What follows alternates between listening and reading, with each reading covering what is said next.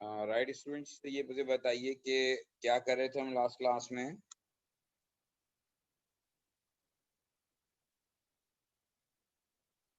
Last हमने क्या complete किया था?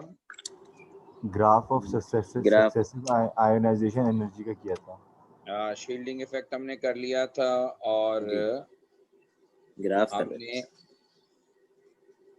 ग्राफ कर लिया था सक्सेसिव आयनाइजेशन एनर्जी का। आप बात कर रहे हैं इस ग्राफ की, ये क्वेश्चन और उसके बाद ये सक्सेसिव आयनाइजेशन एनर्जी।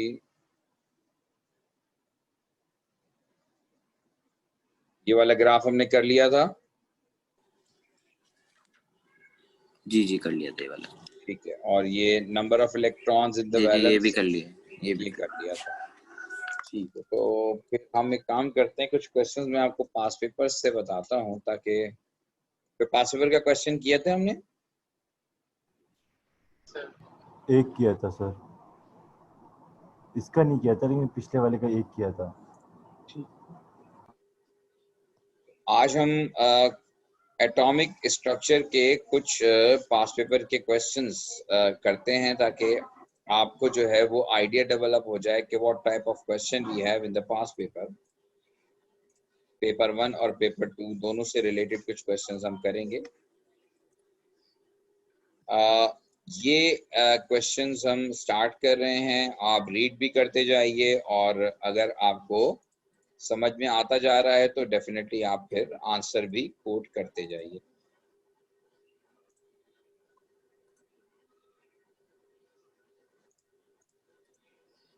अच्छा जी, तो ये क्वेश्चन जो है,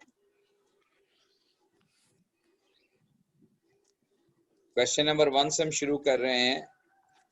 In the radioactive decay of an isotope of lead to an isotope of bismuth, a particle X negative is emitted. Now, which particle is X negative? Electron. Of course, X negative is an electron. क्योंकि आपको बताया था मैंने कि किसी भी nucleus के अंदर प्रोटॉन और न्यूट्रॉन होता है और neutron is composed of one proton and one beta particle which is actually an electron, negatively charged particle. और ये भी आपको मैंने बताया था कि जब बीटा पार्टिकल यानी इलेक्ट्रॉन न्यूक्लियस से एमिट करता है तो एलिमेंट का प्रोटॉन नंबर इंक्रीज हो जाता है।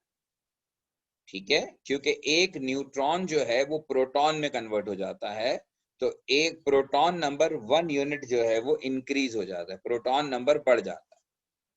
तो यहां पर जो है करेक्ट आंसर हमारा इलेक्ट्रॉन। अगला क्वेश्चन है कि which isotope of an element in the third period of the periodic table contains the same number of neutron as sulphur 33। अब इसके लिए आपको पहले तो पीरियोडिक टेबल से ये फाइंड करना पड़ेगा। देखिए ये जो Na के ऊपर लिखा हुआ है 23, ये इसका मास नंबर है। तो आपको प्रोटॉन नंबर जो है वो लेना पड़ेगा डेटा बुकलेट में, और ये 11 है, ये 12 है, silicon is 14 and phosphorus is 15। ये क्वेश्चन में गिवन नहीं होता। अब ये पीरियोडिक टेबल से आपने इसके प्रोटॉन नंबर पिक किए।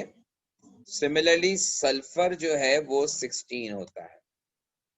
अब सवाल आपका क्या है कि contain same number of neutron as sulphur 33, तो आपने 33 से 16 सब्ट्रैक्ट किया तो आंसर विल बी 17 न्यूट्रॉन। अब आपका करेक्ट आंसर वो होगा जिसमें 17 न्यूट्रॉन होंगे, फास्फोरस। और 17 न्यूट्रॉन वाला जो आंसर है वो कौन सा है? फास्फोरस। That is phosphorus. बिल्कुल ठीक है, that is phosphorus. Next question जो है, it is related to successive ionization energies in kilojoule per mole of an element X are given below. What is X? अच्छा, अब यहाँ जो है जो नंबर आपको गिवन है, नीचे गिवन है, हमेशा नीचे जो होता है वो एटॉमिक नंबर या प्रोटॉन नंबर होता है, और जो ऊपर लिखा हुआ होता है वो मास नंबर या न्यूक्लियन नंबर होता है।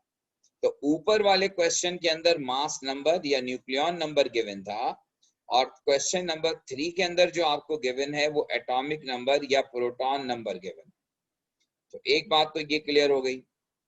दूसरी बात ये है कि ये सक्सेसिव आयनाइजेशन एनर्जी का डाटा आपको गिवन है, और अगर आप इस सक्सेसिव आयनाइजेशन एनर्जी के डाटा को देखें तो ये एक जनरल इंक्रीज है। जैसे यहाँ ऑलमोस्ट 1000 का, लेस देन 1000 का, यहाँ पर ऑलमोस्ट 1200 का, यहाँ पर 600 का, यहाँ पर कोई ऐसे ही 1200 टू करीब, और ये, लेकिन जो लार्जेस्ट जंप आ रहा है वो यहाँ आ रहा है। इसका मतलब है first, second, third, fourth, fifth and sixth, 6 to 7 जा रहे हैं तो लार्जेस्ट जंप आ रहा है। इसका मतलब ये है कि 7th इलेक्ट्रॉन आउटर ऑर्बिट से नहीं निकल रहा, बल्कि 7th इलेक्ट्रॉन जो है वो इनर ऑर्बिट से निकल रहा है। और इनर ऑर्बिट से निकलने का मतलब ये है कि वैलेंस शेल के अंदर 6 इलेक्ट्रॉन्स है। अगर आउटर जो 7th इलेक्ट्रॉन है वो इनर शेल से निकल रहा है, that means outer shell contains 6 electron.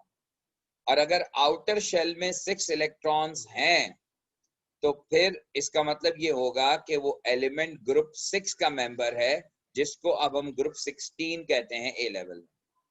तो अब आपको क्या करना पड़ेगा, आप पीरियोडिक टेबल अपने सामने रखेंगे, यानी डेटा बुकलेट आपके सामने होनी चाहिए।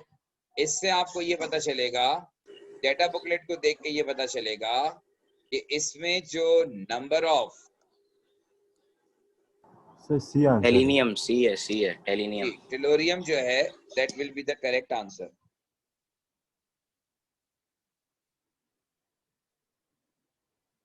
Next, what is the order of increasing energy of the listed orbitals in the atom of titanium? ये टाइटेनियम ट्रांजिशन एलिमेंट है और इसमें जो है वो आपको इंक्रीजिंग एनर्जी बताना है, तो वो आप सेलेक्ट कर सकते हैं कि इंक्रीजिंग एनर्जी क्या होगा टाइटेनियम में। जो ऑर्बिटल का सीक्वेंस है वो आपको पता है। अच्छा जनाब, ये क्वेश्चन तो हर आसान है। क्वेश्चन 5 जरा आप देखिए जी। सर क्वेश्चन नंबर 3 के अंदर ये जो हमारी जो आयनाइजेशन एनर्जी शूट कर रही है वो 7 के अंदर कर रही है ना, देखिए 7000 से 13200 हो रहा है, तो यहाँ शूट कर रही है ना। बेटा आपकी आवाज बहुत स्लो है, दोबारा बोलें। सर ये जो, और जोर से बोले, थोड़ा जोर से बोले। अब आवाज आ रही है सर? जी अब बेहतर है, इसी पेस पे बोलिएगा। हाँ सर, सक्सेसिव आयोनाइजेशन एनर्जी जो तीसरे के अंदर जो 7000 से 13200 के अंदर शूट कर रही है, उसके अंदर जो हम पीरियोडिक टेबल में देखेंगे वो 13200 वाली जगह देखेंगे ना, कि जहाँ 13200 शूट कर रही है, तो वो तो आपकी 7 हो जाएगी, 7th हो जाएगा आपका वो। आप मुझे नहीं पता आप क्या, आपने इसका मतलब है टॉपिक को अंडरस्टैंड ही नहीं किया अब तक।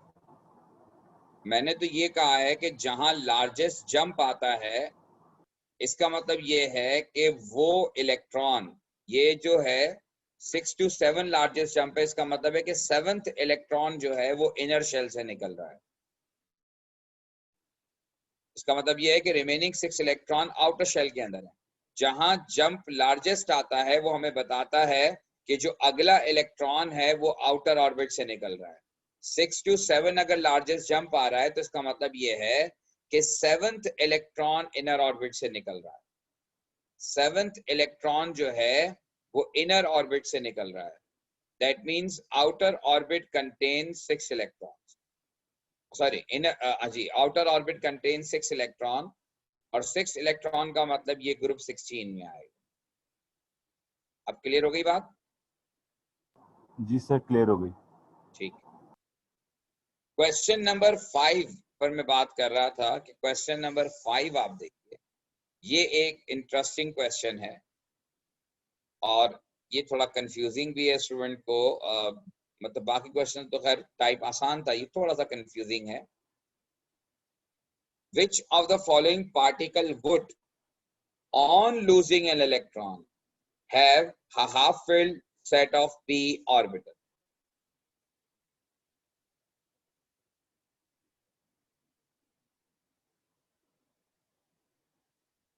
इसके लिए आपको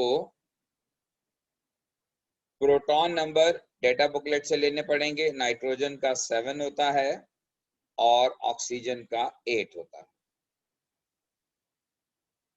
पहला ऑप्शन सी नेगेटिव है, दूसरा ऑप्शन एन है, नाइट्रोजन कोई चार्ज नहीं है, तीसरा ऑप्शन एन नेगेटिव है और चौथा ऑप्शन जो है वो ओ पॉजिटिव।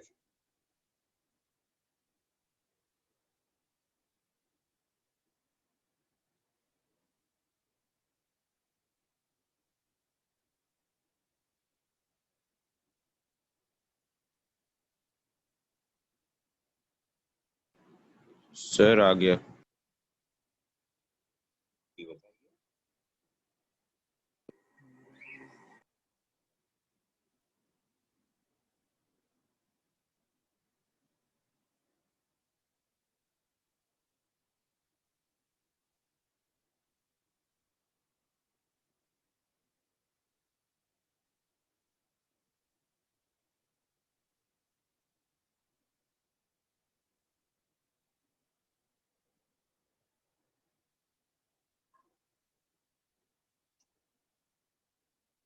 अच्छा जी, अब यहां पर ये लिखा हुआ है कि which of the following particle on losing an electron have a half filled set of P orbit, यानी कि लॉस करने के बाद। अब सी नेगेटिव है, सी नेगेटिव का मतलब यह है कि इसका प्रोटॉन नंबर 6 है और सी नेगेटिव का मतलब है कि इस वक्त इसके पास 7 इलेक्ट्रॉन है। अब 7 में से जब एक इलेक्ट्रॉन चला जाएगा तो बाकी रह जाएंगे 6 इलेक्ट्रॉन और 6 इलेक्ट्रॉन की कॉन्फ़िगरेशन है 1s2 2s2 2p2। और सवाल में कहा जा रहा है कि इलेक्ट्रॉन लूज करने के बाद have a half filled set of p orbital, have a half filled set of p orbital. यहाँ हाफ फिल्ड नहीं है। हाफ फिल्ड का मतलब होता है कि अगर p की कैपेसिटी, नहीं मुआज आपका आंसर ठीक नहीं है, p की कैपेसिटी जो है वो 6 होती है और हाफ फिल्ड का मतलब ये है कि इसके अंदर 3 इलेक्ट्रॉन होने चाहिए। तो A is not a correct answer. फिर अगला ऑप्शन नाइट्रोजन 7 है। नाइट्रोजन 7 का मतलब इसके पास 7 इलेक्ट्रॉन मौजूद हैं। अपॉन लूजिंग 1 इलेक्ट्रॉन, अब नाइट्रोजन के पास 6 इलेक्ट्रॉन रह जाएंगे, तो नाइट्रोजन की कॉन्फ़िगरेशन भी यही रहेगी आफ्टर लॉस ऑफ 1 इलेक्ट्रॉन। तो इसका मतलब है कि यहाँ पर भी half filled set of p orbital मौजूद नहीं है। अब आ जाइए ऑप्शन सी पर। ऑप्शन सी में n नेगेटिव है। n नेगेटिव का मतलब ये है कि जब n नेगेटिव अपना इलेक्ट्रॉन लूज करेगा, n नेगेटिव का मतलब ये है कि 7 + 1 8 इलेक्ट्रॉन। तो जब n नेगेटिव अपना इलेक्ट्रॉन लूज करेगा तो बाकी बचेंगे 7 इलेक्ट्रॉन और 7 इलेक्ट्रॉन की कॉन्फ़िगरेशन है 1s2 2s2 2p3 और 2p3 का मतलब ये है कि अब जो p है वो half filled set of p orbital contain कर रहा है। तो correct answer would be C. C. और डी क्यों नहीं है? क्योंकि डी, इस वक्त जो डी है, ऑक्सीजन ऑलरेडी पॉजिटिव है। ऑक्सीजन पॉजिटिव होने का मतलब यह है कि इस वक्त इसके पास 7 इलेक्ट्रॉन मौजूद हैं। 8 होने चाहिए, लेकिन पॉजिटिव का मतलब यह है कि 7 इलेक्ट्रॉन मौजूद हैं। अब जब ये एक और इलेक्ट्रॉन लूज करेगा, क्योंकि उसने कहा है कि हर पार्टिकल से एक इलेक्ट्रॉन लूज करके बात करो, तो जब O पॉजिटिव एक और इलेक्ट्रॉन लूज करेगा तो वो O2 पॉजिटिव हो जाएगा। और O2 पॉजिटिव का मतलब यह है कि अब इसके पास हो जाएंगे 8 इलेक्ट्रॉन, सॉरी 6 इलेक्ट्रॉन। और 6 इलेक्ट्रॉन का मतलब यह है कि half filled set of p orbital नहीं होगा। तो इसका करेक्ट आंसर जो है वो सी है। होपफुली आपको बात क्लियर सर हो गई होगी। इसके अंदर टोटल 7 इलेक्ट्रॉन होंगे ना O+ में लूज करने के बाद? 6 रह जाएंगे, सॉरी। जी क्या कह रहे हैं? नहीं, सही सही, वो आंसर आ गया। सही है। आप ना ये हमारी ये फाइल ना व्हाट्सएप पे भेज दीजिएगा जब आप सॉल्व कर लेंगे तो। ये रिकॉर्डिंग हो रही है बेटा, ये आपके साथ शेयर करेंगे। नहीं, PDF फाइल या आपकी सिर्फ इस पेज की, ताकि हम इसको प्रिंट कर लेना सॉल्व करने के लिए, अपनी प्रैक्टिस के लिए भी रख लें। ये आपकी जब आप आएंगे तो आपको पूरा बुकलेट मिलेगा इसका।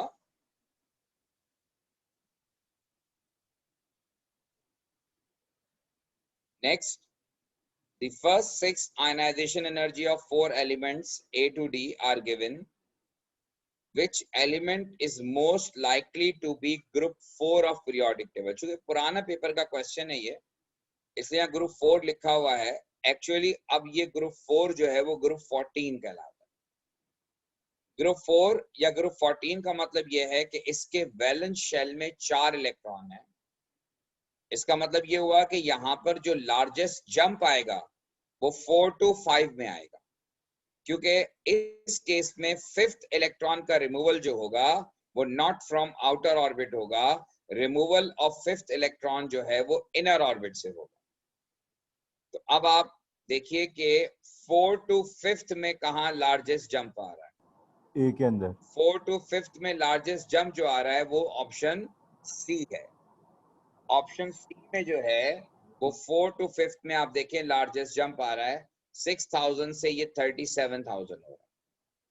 इसका मतलब ये है कि 5th इलेक्ट्रॉन निकालना ज्यादा बहुत मुश्किल है, यानी 5th इलेक्ट्रॉन इनर ऑर्बिट से निकल रहा है। That means outer orbit contain 4 electron. इसका करेक्ट ऑप्शन जो है वो सी है।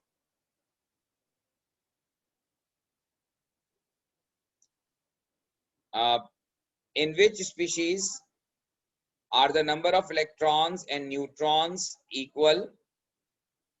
तो अब यहाँ पर आप देखिए कि ये आखिर आप कर लेंगे, ये आसान है, इसमें कोई मसला नहीं है।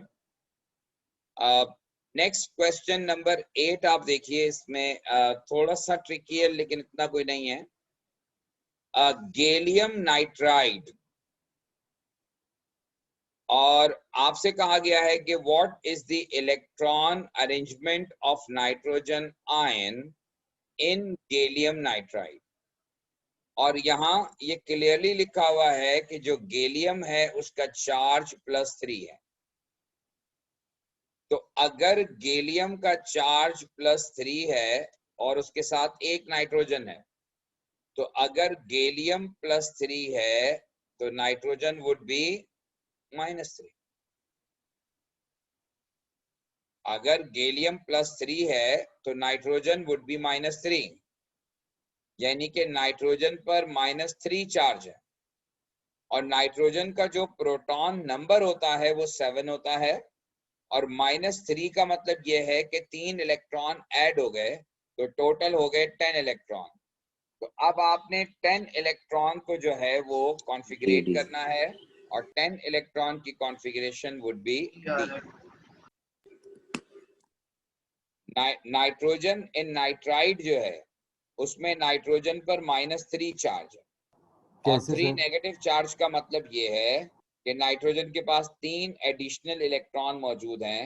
तो 7 के साथ 3 एडिशनल इलेक्ट्रॉन का मतलब टोटल इलेक्ट्रॉन 10 हो। सर कहाँ लिखा हुआ है कि नाइट्रोजन के साथ, कि नाइट्रोजन का चार्ज -3 ऊपर?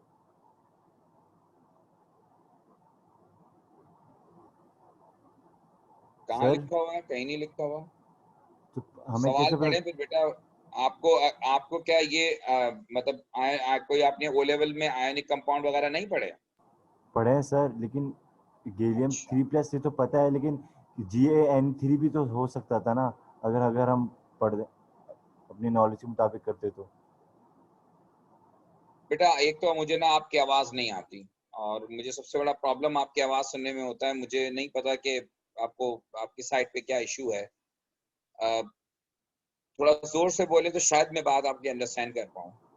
सर अब आवाज आ रही है आपको? हाँ, अब बेहतर आप माइक करीब करके बोले ना, आप अपने माइक को करीब करें।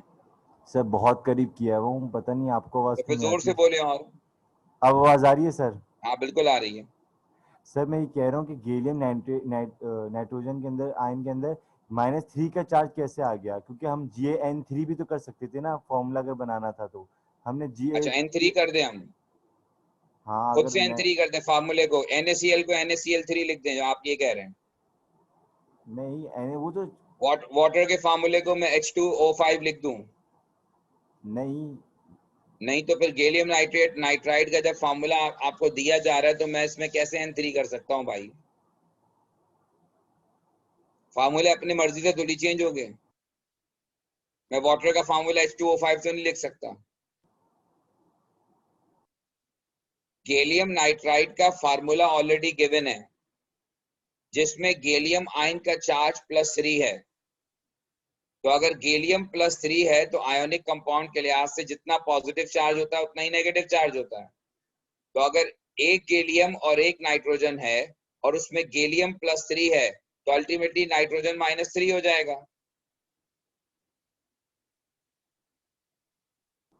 सही, क्लियर ठीक हो है गई अभी बात? जी, क्लियर है।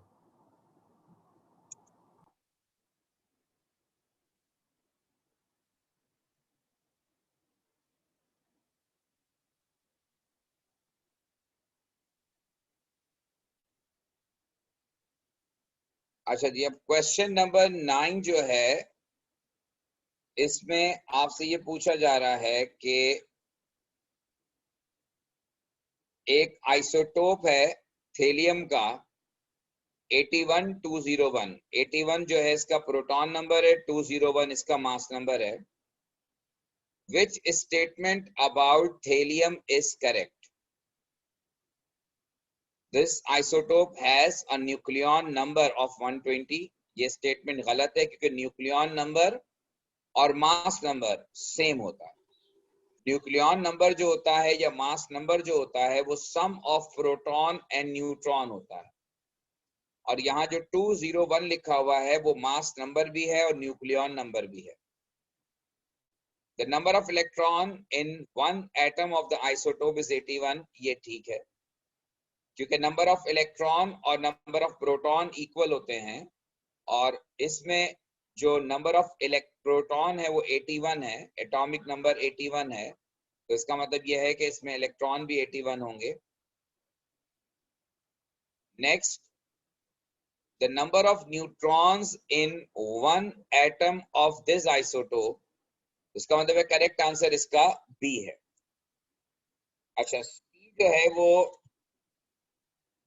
नंबर ऑफ न्यूट्रॉन निकालने का तरीका ये होता है कि हम मास नंबर से प्रोटॉन नंबर सब्ट्रैक्ट करते हैं तो नंबर ऑफ न्यूट्रॉन आते हैं। तो यहाँ न्यूट्रॉन 201 लिखे हुए जो कि गलत है, और X82 is an isotope of thallium 81, ये भी गलत है क्योंकि आइसोटोप का मास नंबर अलग होता है और प्रोटॉन नंबर या एटॉमिक नंबर सेम होता है। तो यहाँ मास नंबर 82 और 81 लिखा हुआ है, इसका मतलब है कि टेक्निकली ये गलत है। अच्छा जी, अब ये क्वेश्चन मुश्किल नहीं है, और ये क्वेश्चन है क्वेश्चन नंबर 11। ये क्वेश्चन वैसे तो बहुत ही आसान है, लेकिन अमूमन लोग इसको अंडरस्टैंड नहीं कर पाते। In the gas phase, aluminium and a transition element require the same amount of energy to form 1 mole of an ion with a +2 charge. What is the transition element? +2 charge का मतलब ये है कि हम aluminium से और transition element से 2 electron निकालते हैं, और 2 इलेक्ट्रॉन को निकालने के लिए आपको जो एनर्जी रिक्वायर्ड है, it would be a sum of first and second ionization energy. Sum of first and second ionization energy. इसका मतलब ये हुआ कि पहले आप डेटा बुकलेट से एल्यूमिनियम की फर्स्ट आयनाइजेशन एनर्जी और सेकेंड आयनाइजेशन एनर्जी पिक कीजिए, उन दोनों को ऐड कीजिए, वो हो जाएगी total energy required to remove 2 electrons from aluminium. उसके बाद जो ऑप्शंस आपको गिवन है, कोबाल्ट, क्रोमियम, कॉपर एंड निकल, इसमें भी यही कीजिए। डेटा बुकलेट में इनकी भी फर्स्ट, सेकंड, थर्ड, फोर्थ सारी आयनाइजेशन एनर्जीज मौजूद हैं। तो नेक्स्ट आप कोबाल्ट की फर्स्ट और सेकंड आयनाइजेशन एनर्जी का सम निकालिए और वो देखिए कि वो वैल्यू एल्यूमिनियम की वैल्यू से मैच कर रही है या नहीं कर रही। तो जिस एलिमेंट का जी कोबाल्ट की कर रही है। कोई नहीं कर रही है। नहीं कोबाल्ट की कर रही है। कोबाल्ट की कर रही है, कोबाल्ट की कर रही है। कोबाल्ट की कर रही है। कोबाल्ट की कर रही है। तो इसका मतलब ये है कि cobalt would be the correct answer.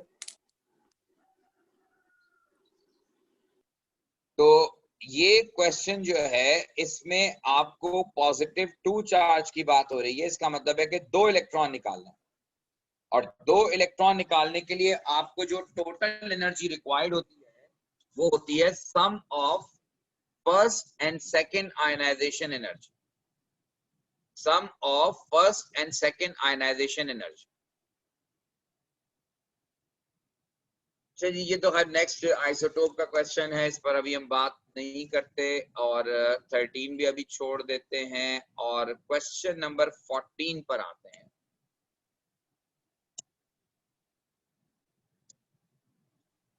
Question number 14 आप देखिए। क्वेश्चन नंबर 14 में भी आपको ऊपर जो गिवन है नंबर, ये मास नंबर या न्यूक्लियॉन नंबर है, लेकिन एटॉमिक नंबर या प्रोटॉन नंबर आपको डेटा बुकलेट से लेना पड़ेगा।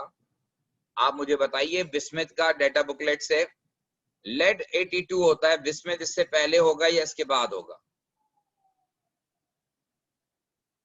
डेटा बुकलेट 83 पीरियोडिक है टेबल सर, निकालें। 83 बिस्मिथ इज 83 है सर। 83 एंड पोलोनियम ये इससे पहले होगा 84 84 and thallium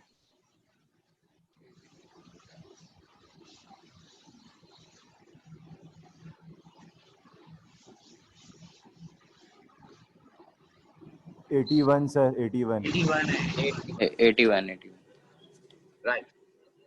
proton number data booklet से निकाले। अब हम सब में अलग अलग इलेक्ट्रॉन न्यूट्रॉन कैलकुलेट कर लेते हैं। सवाल ये है कि it is now thought that where an element exist as several isotopes, normally जो रेडियो एक्टिव एलिमेंट्स होते हैं उनके आइसोटोप्स बहुत सारे होते हैं। The stable one usually contains a magic number of neutron. अब आपको ये नहीं पता होना चाहिए कि मैजिक नंबर क्या, इसीलिए उसने इन्वर्टेड कॉमास में लिखा है कि एक मैजिक नंबर है न्यूट्रॉन का, एक ऐसा नंबर है न्यूट्रॉन का, and one of the magic number is 126।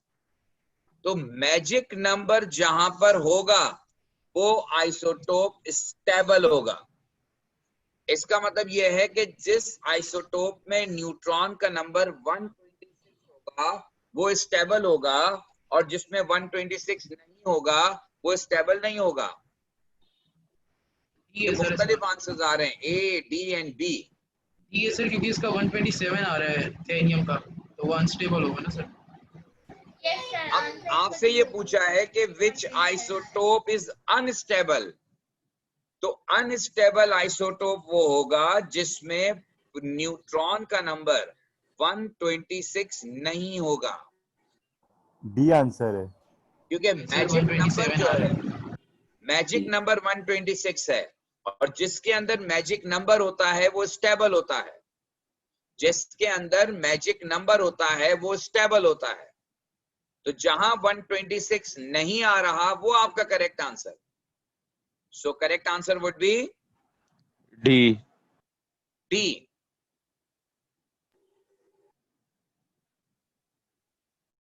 तो डी हमारा करेक्ट आंसर। अच्छा, अब नेक्स्ट ये इस टाइप का क्वेश्चन आपको याद होगा, मैंने क्लास में भी करवाया था कि an atom has 8 electrons, which diagram shows the electronic configuration of this atom in its lowest energy state. lowest energy state या इसकी जगह टर्म ग्राउंड स्टेट इस्तेमाल की जाती है। इसका मतलब ये होता है कि नॉर्मल कॉन्फ़िगरेशन। एक और टर्म इस्तेमाल होती है एक्साइटेड स्टेट, वो जब बॉन्डिंग का टॉपिक करवाऊंगा उस वक्त वो बात बताऊंगा आपको मैं। पर लोएस्ट एनर्जी स्टेट या ग्राउंड स्टेट का मतलब ये होता है कि नॉर्मल कॉन्फ़िगरेशन। अब 8 इलेक्ट्रॉन में कॉन्फ़िगरेशन होगी 1s2 2s2 2p4। तो आपको पता है कि ये पहला बॉक्स 1s, दूसरा बॉक्स 2s और तीसरा बॉक्स जो है वो 2p है। तीसरा बॉक्स जो है वो 2p है। अब 2p में 4 इलेक्ट्रॉन है और आपको रूल ये बताया था कि पहले हमेशा इलेक्ट्रॉन्स अनपेयर्ड होते हैं और वो पेयरिंग उस वक्त करते हैं व्हेन इट इज रिक्वायर्ड, जब सारे p ऑर्बिटल में एक एक इलेक्ट्रॉन आ जाता है, एक px में, एक py में और एक pz में, फिर जो फोर्थ इलेक्ट्रॉन होता है वो पेयरिंग करता है। तो यहां पर जो करेक्ट आंसर है वो बी है। बी है। ठीक है, करेक्ट आंसर इसका बी है। बी बता रहे हो बेटा सी क्यों है? बी होगा सर। इलेक्ट्रॉन आपकी कॉन्फ़िगरेशन खुद 1s2 2s2 2p4 है, तो ये 2p4 से आगे इलेक्ट्रॉन कैसे जा सकता है? सी और डी तो एब्सोल्युटली रॉन्ग है और करेक्ट आंसर इसका बी है, क्योंकि इसमें p4 का मतलब ये है कि p में 4 इलेक्ट्रॉन है और 4 इलेक्ट्रॉन की फिलिंग का तरीका ये होता है कि पहले तीनों में एक एक एक इलेक्ट्रॉन और फिर चौथा इलेक्ट्रॉन पेयरिंग करता है।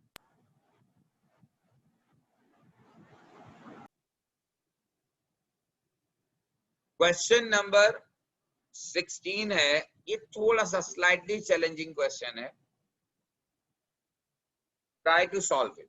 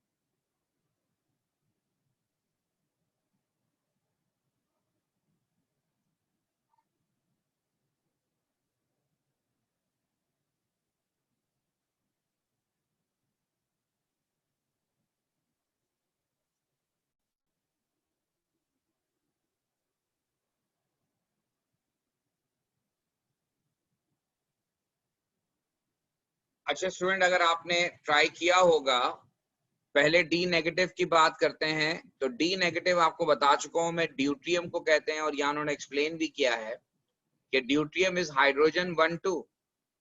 अच्छा, अब यहाँ पर प्रोटॉन एक है,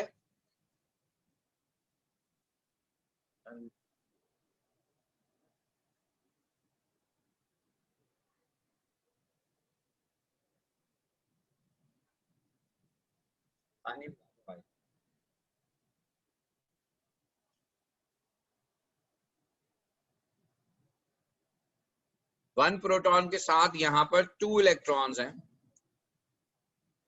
और 1 न्यूट्रॉन है।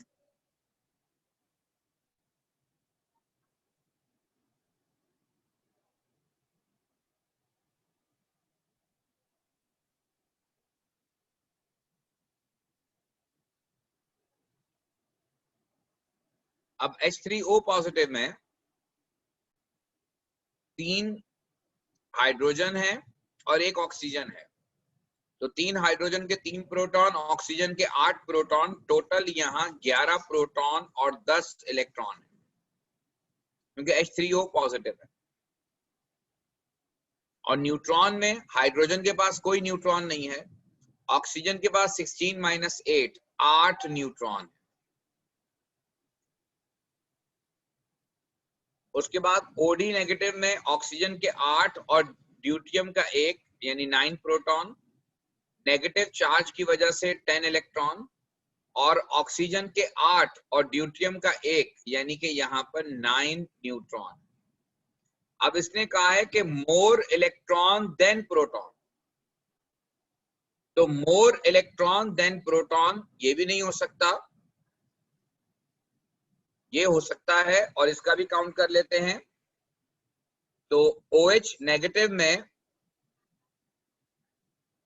ऑक्सीजन के 8 और हाइड्रोजन का 1 यानी कि 9 प्रोटॉन हो गए, 10 इलेक्ट्रॉन हो गए, और न्यूट्रॉन 8 हो गए।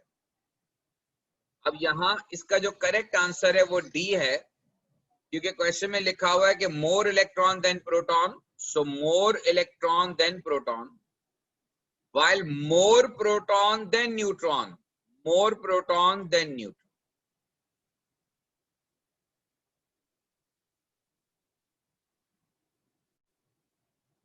होपफुली आपको बात समझ में आ गई होगी। बहुत सारे बच्चों ने आंसर किया था, मेजॉरिटी ने डी किया था।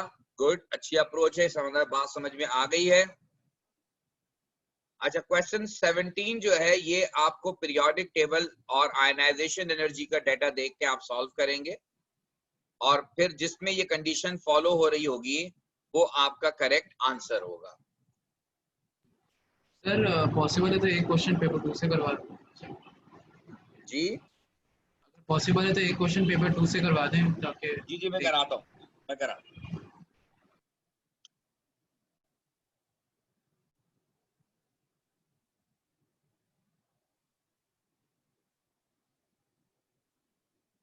बस एक क्वेश्चन आप यहाँ पे देख लीजिए, 18 वाला।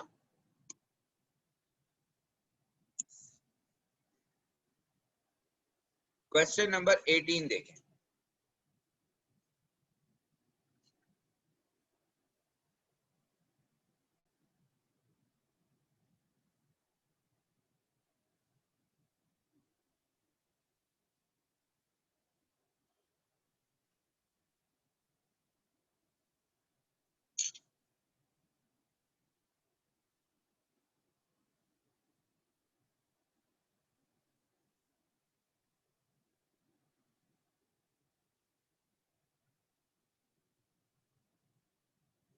सर इसका आंसर डी है क्या?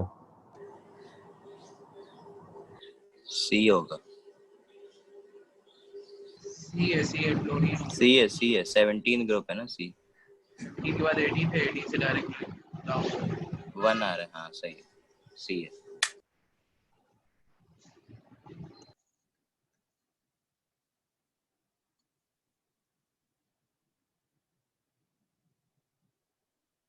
अच्छा जी, अब आपको बता चुका हूं कि आयनाइजेशन एनर्जी का जो शार्प डिक्रीज होता है इसका मतलब ये होता है कि ये एलिमेंट ग्रुप 18 का है और ये एलिमेंट ग्रुप 1 का है। तो अल्टीमेटली 18 से पहले वाला 17 होगा और 17 का मतलब है fluorine.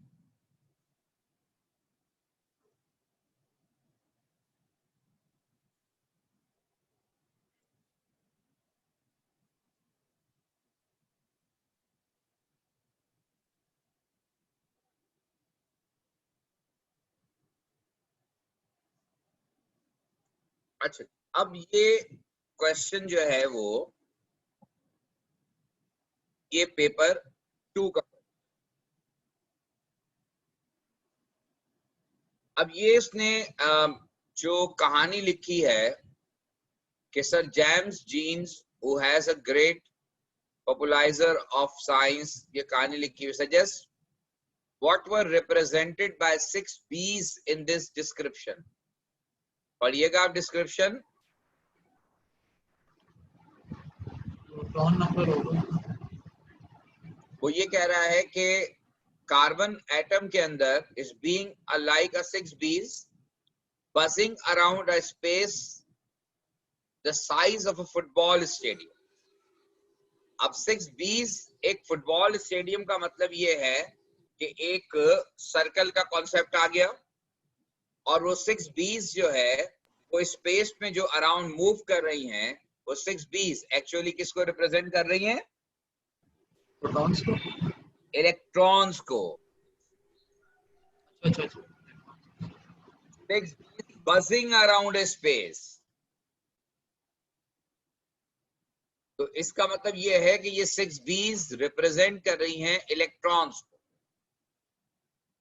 Explain in term of an atom of carbon what stopped the bees from flying away from the space of the football stadium।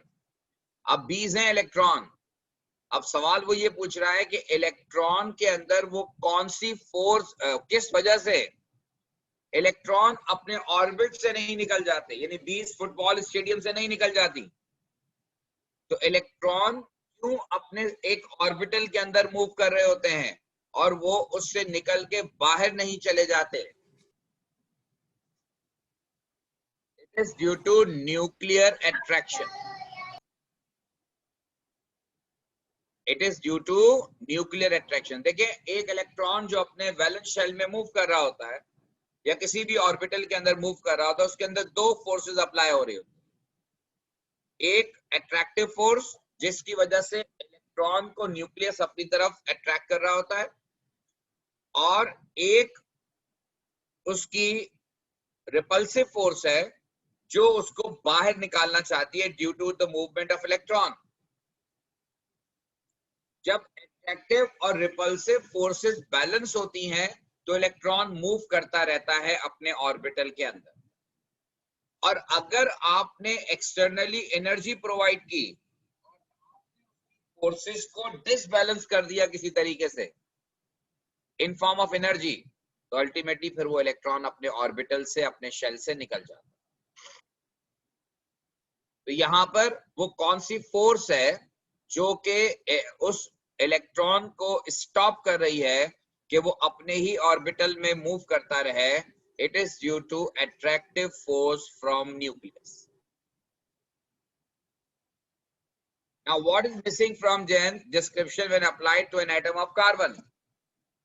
क्या चीज मिसिंग है? प्रोटॉन। प्रोटॉन तो नहीं है, प्रोटॉन तो है, न्यूट्रॉन मिसिंग है।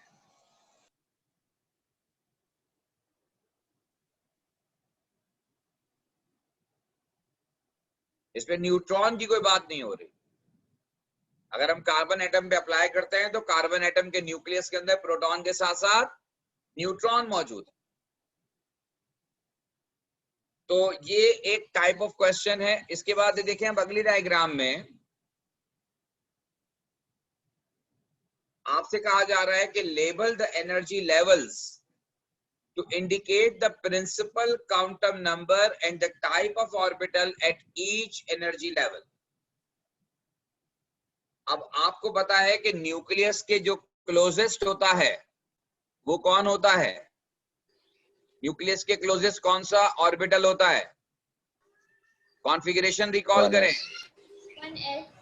1s 1s और 1s के बाद 2s और 2s के बाद 2p आता है, लेकिन आपको पता है कि 2p के 3 ऑर्बिटल्स होते हैं, तो ये बनेगा 2px, 2py and 2pz। 2px, 2py and 2pz। उसके बाद आपको स्केच करना है shape of 2 type of orbital, और ये आप सबको पता है कि 2 टाइप ऑफ ऑर्बिटल का मतलब ये है कि वो बात कर रहा है s और p की, क्योंकि हमारे पास 2 सब शेल्स होते हैं और एक सब शेल में ऑर्बिटल s होता है और एक सब शेल p के अंदर जो है वो 2px, 2py, 2pz हो। तो आप एक s स्फेरिकल शेप बनाएंगे और एक आप p जो है वो डम्बल इन शेप बनाएंगे।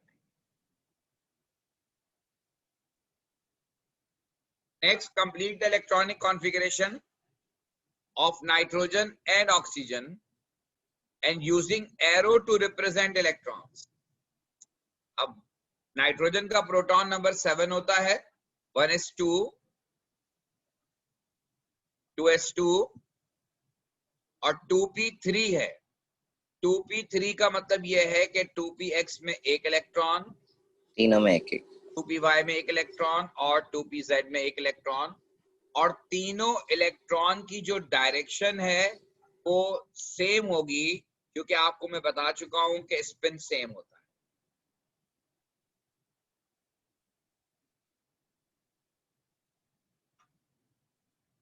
और ऑक्सीजन के लिए 1s2, 2s2 और 2p4 का मतलब ये है कि पहले 1, 2 और 3 इलेक्ट्रॉन होंगे and 4th electron will be paired.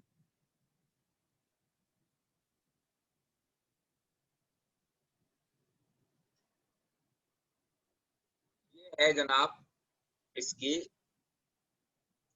Configuration. Next, explain with reference to your answer to 3 the relative values of the first ionization energy of nitrogen and oxygen. The values are given in the data booklet and should be quoted in your answer. अब ये nitrogen और oxygen की ionization energy में जो difference है वो आपको explain करना है, और ये बात मैं ऑलरेडी आपसे कर चुका हूं कि जब हम पीरियोडिक टेबल में ग्रुप 15 से ग्रुप 16 पे जाते हैं तो आयनाइजेशन एनर्जी की वैल्यू डिक्रीज होती है। अब ये क्यों डिक्रीज होती है उसकी एक्सप्लेनेशन आपको देनी है, और ये एक्सप्लेनेशन यहाँ नजर भी आ रही है कि नाइट्रोजन में ऑल 3 इलेक्ट्रॉन्स आर अनपेयर्ड, जबकि यहाँ पर जो है वो p में एक जगह पर पेयरिंग हो गई, और पेयरिंग की वजह से आपको मैंने बताया था कि रिपल्जन होता है, और रिपल्जन जो है उसकी वजह से आयनाइजेशन एनर्जी कम हो जाती है। तो यहाँ पर ये आपको एक्सप्लेनेशन देनी थी। तो इस टाइप का क्वेश्चन या ऐसे क्वेश्चन आगे फिर आइसोटोप की डेफिनेशन है, इस तरह के क्वेश्चंस आपको यहाँ पर नजर आएंगे। ये प्रोटॉन, न्यूट्रॉन और इलेक्ट्रॉन को फाइंड करने के, ये अभी मैंने आपको नहीं करवाया रिलेटिव एटॉमिक मास और उसके साथ इसके कैलकुलेशन, इसको हम इंशाल्लाह नेक्स्ट क्लास में जब स्टार्ट करेंगे। अच्छा, ये जो सवाल है इस क्वेश्चन नंबर 5, उसमें उन्होंने बीम ऑफ पार्टिकल, और उसमें पार्टिकल में कौन कौन है, इलेक्ट्रॉन, न्यूट्रॉन एंड प्रोटॉन, यहां से पास कर रहे हैं। अब आपको याद होगा मैंने एक डायग्राम बनवाई थी कि इलेक्ट्रॉन, प्रोटॉन और न्यूट्रॉन जब पास होते हैं तो प्रोटॉन मूव करता है towards negative terminal, electron move करता है टुवर्ड्स पॉजिटिव टर्मिनल, लेकिन angle of deflection of electron is much greater than angle of deflection of proton, क्योंकि इलेक्ट्रॉन जो है वो मास में कम होता है, उसका mass to charge to mass ratio जो है वो ज्यादा होता है। So this is the type of question which we have in the past paper. Hopefully आपने इसको अंडरस्टैंड किया होगा। कोई कंफ्यूजन है तो बताइए, बाकी इंशाल्लाह बात अगली क्लास में करेंगे। Okay sir, all good.